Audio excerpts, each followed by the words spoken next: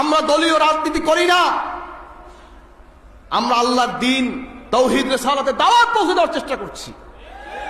তার বলে এই নয় যে আমরা ইসলাম চাই না, ঠিক কিনা বলেন?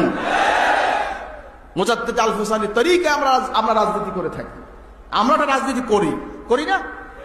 দাওয়াতি পদ্ধতি আমাদের এই নমুনায়, অর্থাৎ চেয়ারে বসবো না, চেয়ারে যে আসে তাকে আমার প্রস্তাবগুলো দিয়া আইন পাশ করাইয়া আমার একলার জন্য নয়, দেশের সকল মুসলমানের উপকারের জন্য আমরা কাজ করব, দেশের সকল জনগণের জন্য কাজ করব, কিন্তু আমি চেয়ারে বসবো না।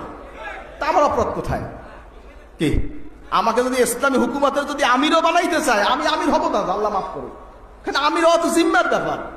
কেউ যদি বলে যে আপনাকে ইসলামী হুকুমতের খেলাফতে আমির বানাবো, আল্লাহর কাছে মাফ চাই, আমি পলাই আর এক দেশে চলে যাবো, আমার আমির হওয়া লাগবে না। কারণ আমির হওয়া অনেক বিশাল জিম্মার ব্যাপার।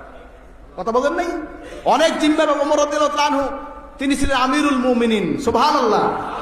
সারা রাত তিনি ঘুমাতেন না, রাস্তায় রাস্তায় তিনি হাঁটতেন, সুবহানাল্লাহ। যার ব্যাপারে নবীজি বলছে আমার পরে যদি কেউ নবী হইতো সে হইতো ওমর। লাউ কানা বাদি নবিয়ান লাকানা ওমর। আমার পরে যদি কেউ নবী হইতো সে হইতো ওমর। হে ওমর রাস্তা রাস্তায় খালি হাঁটছে, রাতের অন্ধকারে চেহারা ঢাকা গোপনে হাঁটছে, কোন ঘরে খাওয়া আছে কোন ঘরে খাওয়া নাই, সুবহানাল্লাহ।